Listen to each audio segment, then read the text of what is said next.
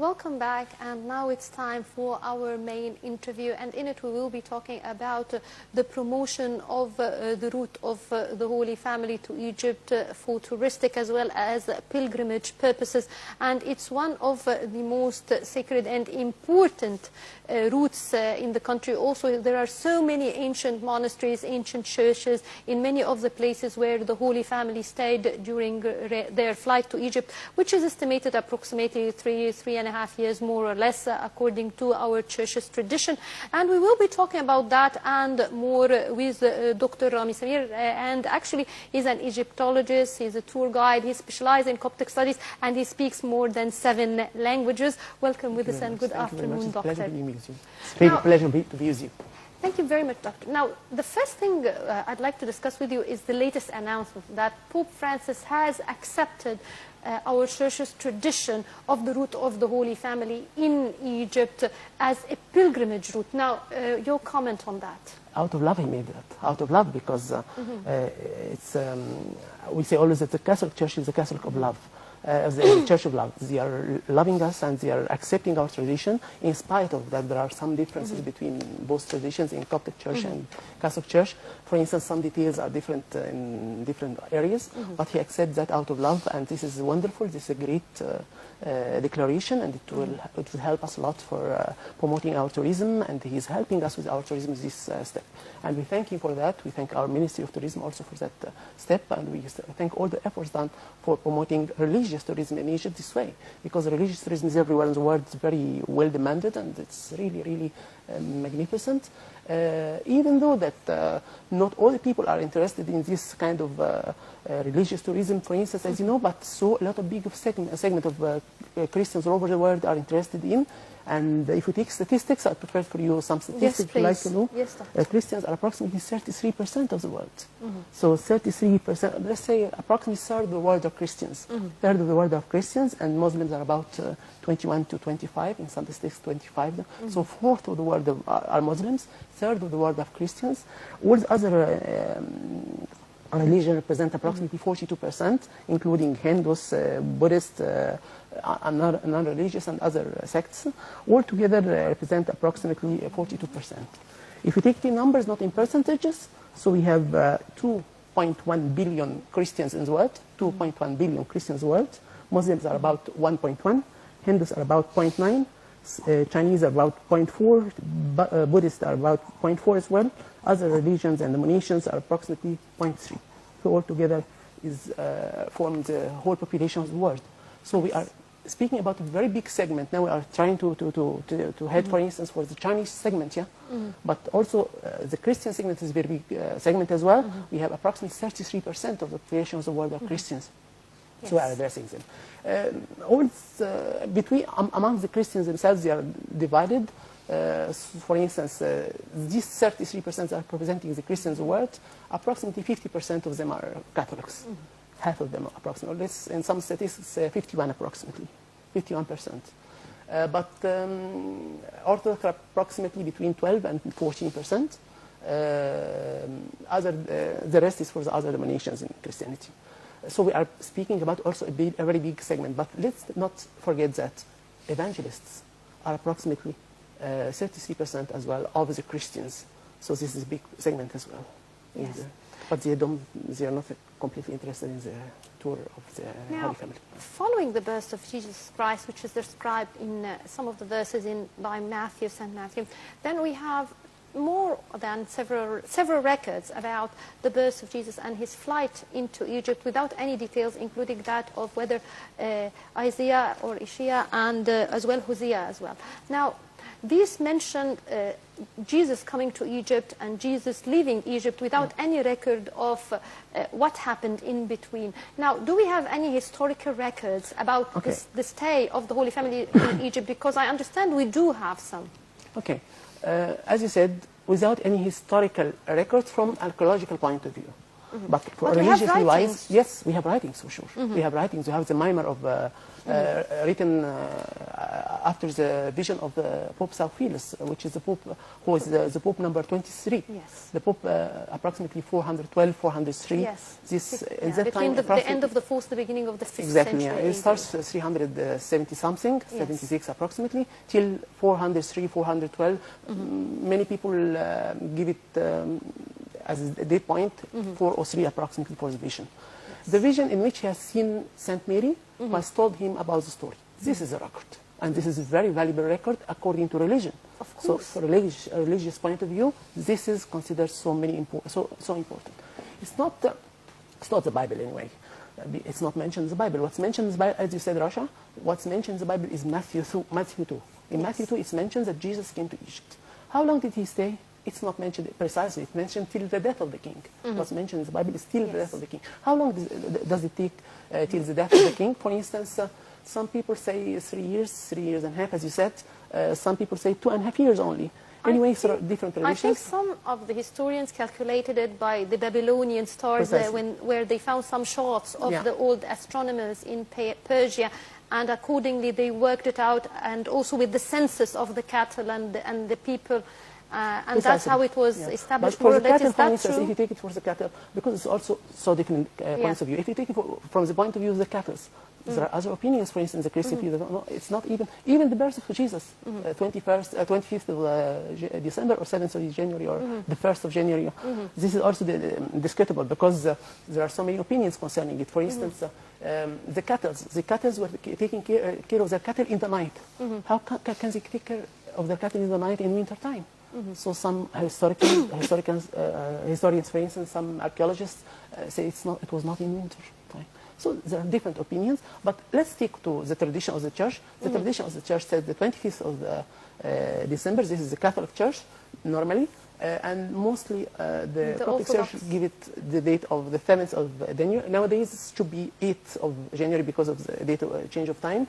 But they stick it to that time because of the... So that it won't be confusing. It won't be confusing. Things will be more stable. So it's... but there are differences, let's say. And even the date itself is discussed, and people are negotiating. I guess the importance is that he came to the world with his message. Yeah, he came to, that's the point. He came to the world with his message. The message of love is spread all over the world for everyone. And that's the point. That's the point that they are depending upon that. And the Pope, when he is declaring that, he is declaring the message of love, come to Egypt in order to visit the monument.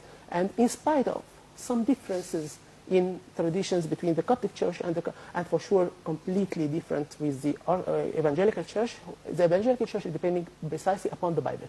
The story of let's say, the journey of Jesus coming to Egypt is not mentioned in the Bible in details. But I think it's starting to melt now. So many things are melting. Even I understand now that the theological dispute over the nature of Jesus is not as strong as it used to be when the dispute between the churches and the various canonical councils took place. I understand that things are melting and merging now. Yeah. That occurs in the world, that's true. This invitation for sure is an invitation of love. Come to Egypt, and we are going to we are very happy of it for sure, because this is promoting our tourism, and we thank him, and we thank all the people who are participating for this tour, for tourists to come to Egypt through this journey. Now, for almost these 3 years, the Holy Family, consisting of course, the Virgin Mary, baby Jesus, as well as Saint John the Carpenter, Joseph the Carpenter, excuse me, they stayed in different places, and they had many adventures. Some places were cursed, and that's few, and many places were blessed, and there were so many miracles. Now, out of all these many places, the ones that are open for tourism, are they many, or do we need still to do more to be able to open the rest? Would you tell us about that, please? It's okay. Yeah, for sure we need to do more, Russia, but it's okay. We have approximately 7 areas that are prepared, or let's say 8 areas nowadays. That's good, because they are preparing some of them. But if you officially it's declared it's about 25 places, but in fact if you count them accurately, you find them about 36 places. 36. Yes, I can mention yes, them to you. You asked me to prepare. Yes, please. Okay, so.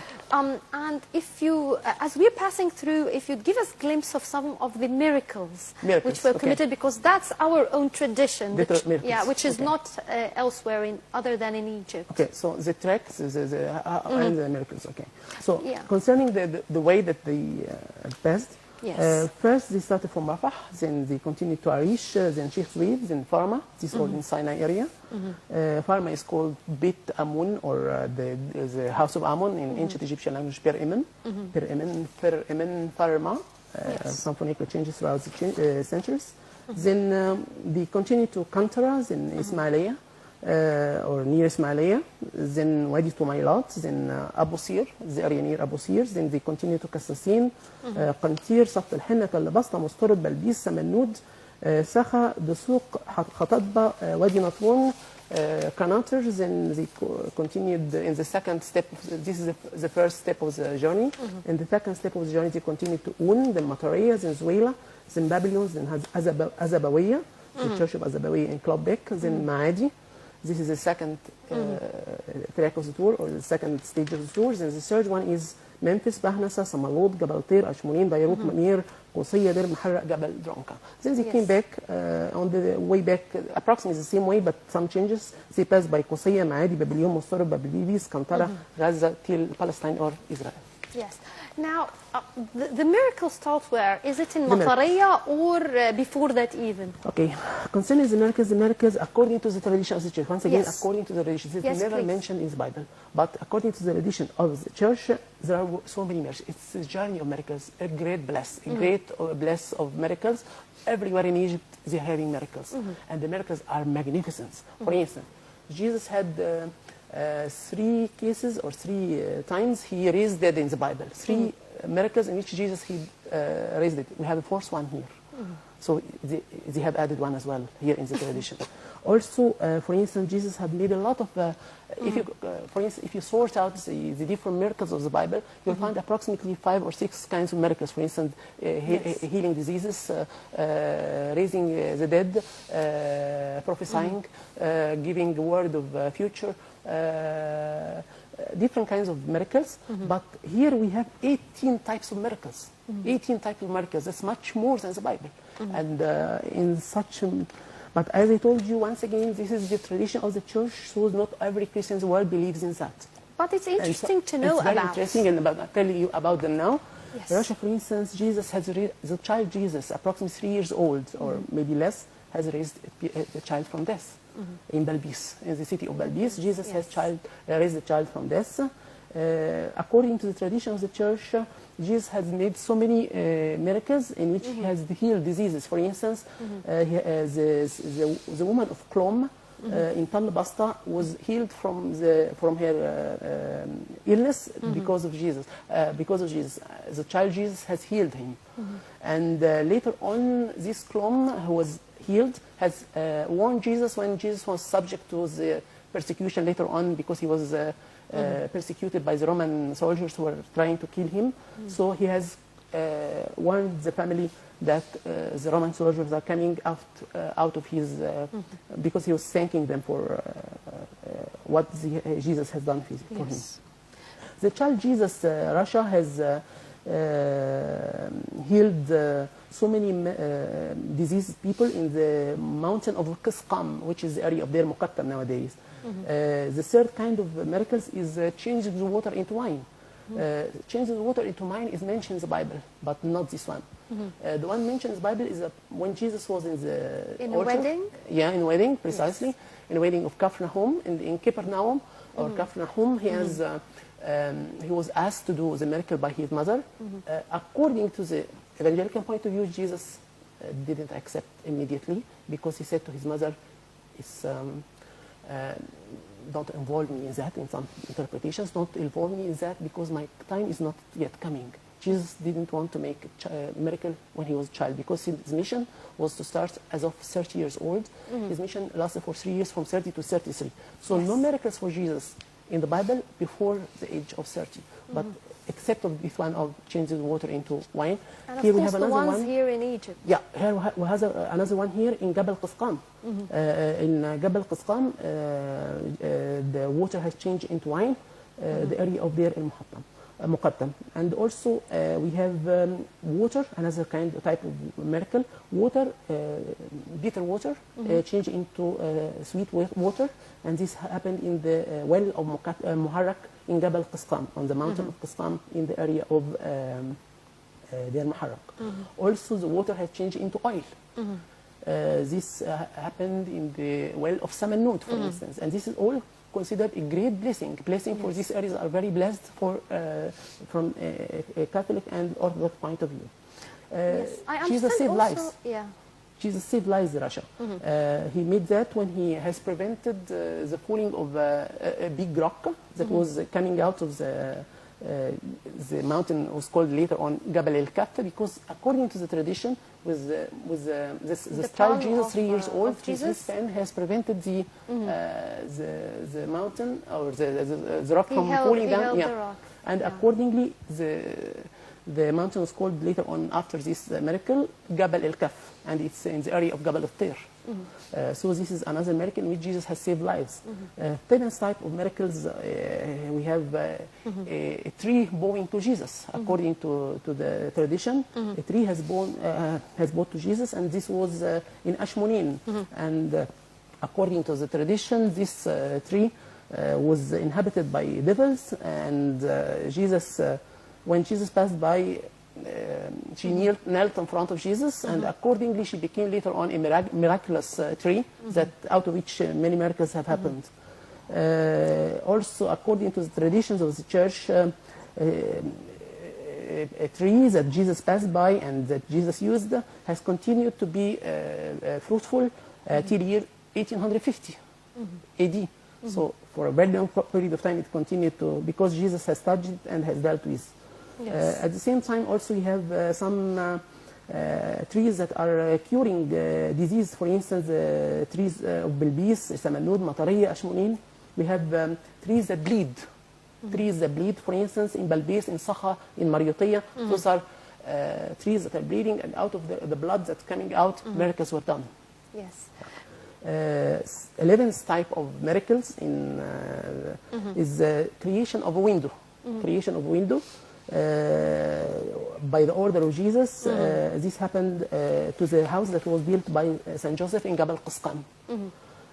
According to the tradition, prophecies that are fulfilling are coming true. For instance, the two prophecies of Wadi Natun and Bir Muhattam, Jesus told about their construction before their construction. The child Jesus, 2 years old, 3 years old, has told his mother that this, has spoken with his mother and told her that those areas are going to be full of angels, full of monks that are going to be living there. Also, Jesus told previously, as the child Jesus told about the death of Klom, who he has healed previously, and that person Klom has warned him, as we said later on. Jesus predicted his or foretold his death. Also, we have wells that are created. Wells that are created. For instance, the two prophecies of in Ismailia, in Tal Basta, in Mustorod, in Samanud, in Sakha, in Bab Zuwayla, in Bahnasa, we have different miracles. So we have so many miracles part of the tradition. This is just 13 out of 18, but it's a lot of them. Because we have only a few minutes left now. Out of these many places, what would you recommend to our viewers as a must-see area when we talk about the areas in which the Holy Family were present? These areas, according to the Church, it's very, very blessed areas, and areas that have witnessed great miracles, areas that have witnessed great bless of the child Jesus by touching. And most of them have monasteries or churches going back 4th, 5th century AD. All the monasteries and churches have been constructed later on in the same place because they are considered very, very holy places, and that's why you find people coming everywhere from all the world, or the Catholic world, or the Orthodox world. Approximately, as we said, 33 plus 12% of the Christians world. It's important to pinpoint the cave of Saint Sirgus and Bacchus. Would you tell us a bit about it? Because it's another important site as well. It's considered as well a very important area as well, because according to the tradition of the Church, Jesus came here and remained in some resources about 3 months in some beliefs. And anyway, that's why why do you find so many churches in Russia in this area? Because it's a very holy place, in this area. So Christians are constructing churches everywhere around. You find so many churches around. It's full of churches, as we say sometimes. Between every church and another church, you find a church. So it's really full of churches, and we have a lot of monuments there. And it's beautiful. It's a beautiful place, the area of Coptic Cairo. Actually, we need to talk more about it, but unfortunately, I have to thank you very much. Thank you very much, Dr. Rami Sabir, the Egyptologist tour guide, as well as Professor of Coptic Studies and Specialist. Thank you very much. And Egyptologist, of course. And I'd like to thank you very much for this interview. And of course, Merry Christmas and Happy New Year. Merry Christmas to you and Happy New Year. Thank you very much. Yesterday evening was we celebrated Christmas. With our president also. He came to the church. We thank him for that and for this spirit. Well, thank you very much. And by this, we come to the end of this episode of Cairo Local Time. But make sure to follow us tomorrow with a new crew. Also, to reach us on Facebook, it's CLT4. And also to find us on Twitter, we are Cairo Local Time 4 as well. And of course, our mail is cairolocaltime4@gmail.com. And the website, of course, you can find us on Nile TV International, which is www.nileinternational.net. Thank you very much for watching, and Merry Christmas and Happy New Year.